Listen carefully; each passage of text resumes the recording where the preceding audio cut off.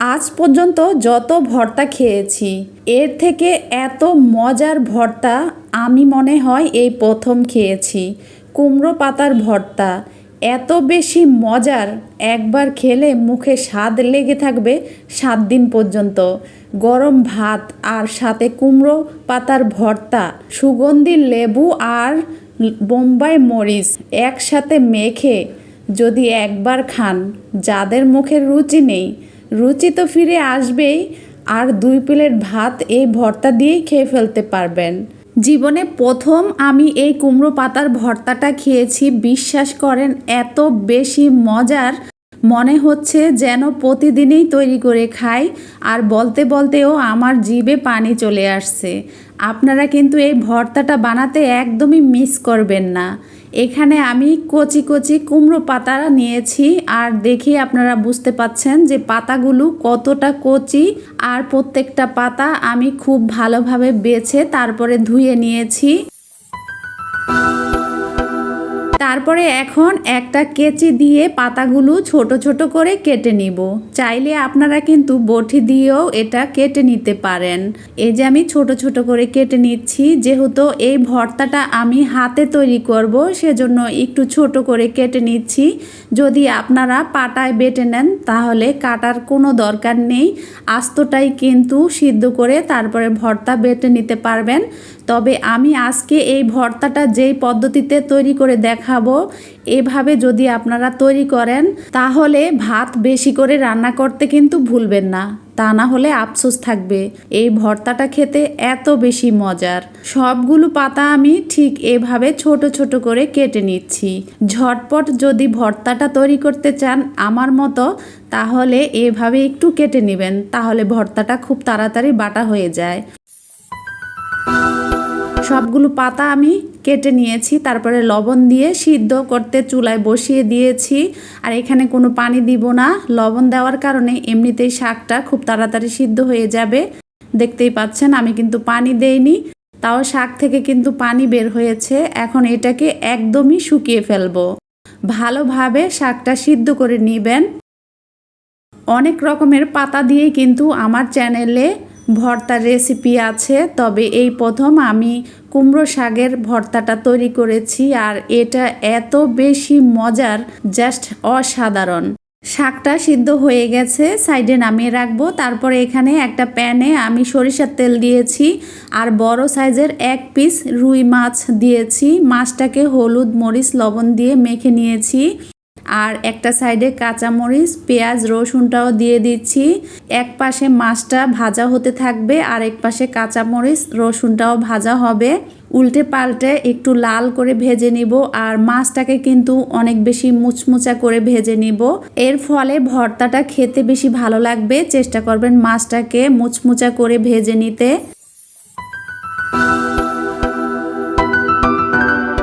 পেঁয়াজ এবং মরিচটা ভাজা হয়ে গেছে দেখতেই পাচ্ছেন। আর মাছটাকে আমি আরও একটু ভেজে নিব। এখন পেঁয়াজ এবং মরিচটা উঠিয়ে নিচ্ছি। আপনারা চাইলে কিন্তু এগুলো আলাদা আলাদাও ভাজতে পারেন, কোনো সমস্যা নেই। তবে আমি সময় বাঁচানোর জন্য একসাথেই ভেজে নিয়েছি। তারপরে এখন মাছটাকে ঝুরার মতো করে নিচ্ছি। ওই যে আপনাদের বলেছি একটু মুচমুচা করে ভেজে নেবেন, ঠিক এভাবে করে নিলে বেশি ভালো হবে। কাঁটাটা আলাদা হয়ে যাবে আর মাছটাও ভিতর থেকে খুব সুন্দর ভাজা হবে। খুব ভালোভাবে সরিষার তেল দিয়ে এই মাছটাকে একটু মুচমুচা করে ভেজে নিলেই হবে।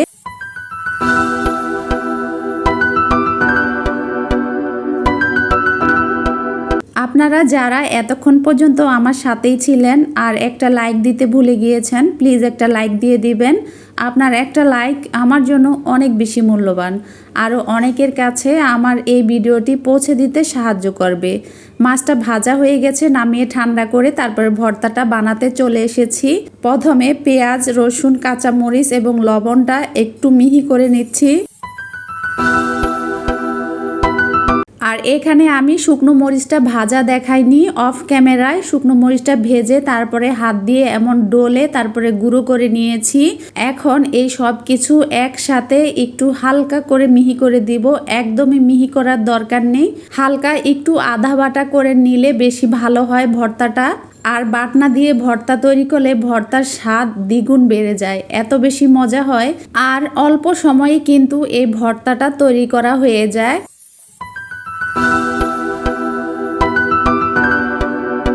আমি এই যে সব কিছু একটু আদা বাটা করে নিয়েছি, দেখেই বুঝতে পাচ্ছেন পেঁয়াজটা কিন্তু আমি একদমই মিহি করিনি। এখন এগুলো একটু সাইড করে রেখে দিব।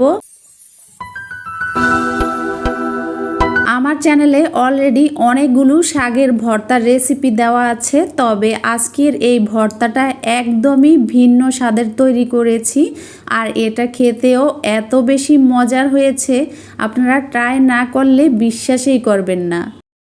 তারপরে এই যে মাছটাকে আমি একটু বেটে নিচ্ছি। মাছটাকে এমনভাবে ভেজেছি একদম বাটনা দিয়ে খুব তাড়াতাড়ি মিহি হয়ে যাচ্ছে, একদম মুচমুচা করে কিন্তু আমি এটা ভেজে নিয়েছি।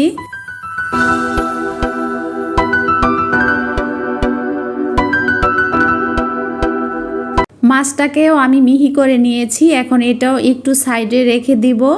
তারপরে এখন দিয়ে দিচ্ছি শাক। শাকটা কিন্তু ঠান্ডা হয়ে গেছে, এখন শাকটাকেও একদম মিহি করে নিব। অবশ্যই শাকটাকে এভাবে মিহি করে নেবেন, এটা কিন্তু আস্তে আস্তে রাখা যাবে না, তাহলে ভর্তাটা খেতে ভালো লাগবে না। বাটনা দিয়ে একদমই মিহি করে নেবেন। দেখতেই পাচ্ছেন আমি কিন্তু একদমই মিহি করে নিয়েছি। আর এটা এত সুন্দর সিদ্ধ হয়েছে, সুন্দরভাবে কিন্তু এটা মিহি হয়ে গেছে। এখন আমি সব কিছু একত্রে মিশিয়ে নিব।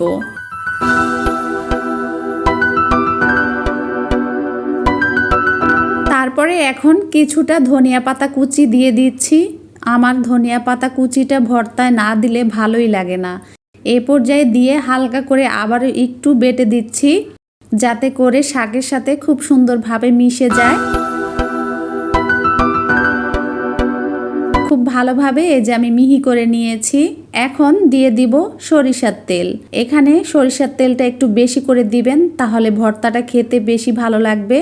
আমি 2 টেবিল চামচের মতো এখানে সরিষার তেল দিয়েছি। আর আমি মাছ এবং কাঁচামরিচ পেঁয়াজটাও কিন্তু সরিষার তেলেই ভেজে নিয়েছি। সব কিছু এখন খুব ভালোভাবে মিশিয়ে তারপরে গরম গরম ধোয়া ওঠা ভাতের সাথে পরিবেশন করে নেব। এই যে আমি সুন্দর করে সাজিয়ে তারপরে পরিবেশন করে নিয়েছি। মাশাআল্লাহ, ভর্তাটা দেখতে যতটা সুন্দর হয়েছে, এক কথায় বলবো খেতেও অসাধারণ হয়েছে। বাসায় অবশ্যই এই কুমড়ো পাতার সিজনে ভর্তাটা তৈরি করে খেয়ে দেখবেন। কথা দিচ্ছি আপনাদের অনেক বেশি পছন্দ হবে ভর্তাটা।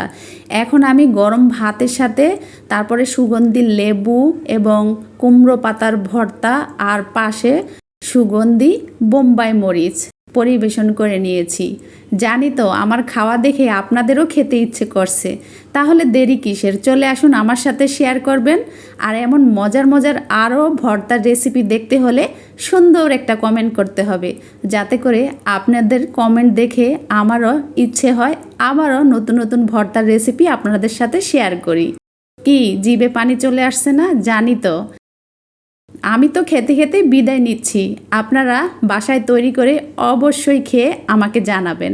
আর চ্যানেলে যদি নতুন হয়ে থাকেন তাহলে চ্যানেলটি সাবস্ক্রাইব করে আমার পাশেই থাকবেন আশা করছি। নেন আপনাদেরকে একটু খাইয়ে দেই। আজকে এই পর্যন্ত, সবার সুস্থতা কামনা করছি। আবারও চলে আসবো নতুন কোনো রেসিপি নিয়ে, ততক্ষণের জন্য বিদায়। আল্লাহ হাফেজ।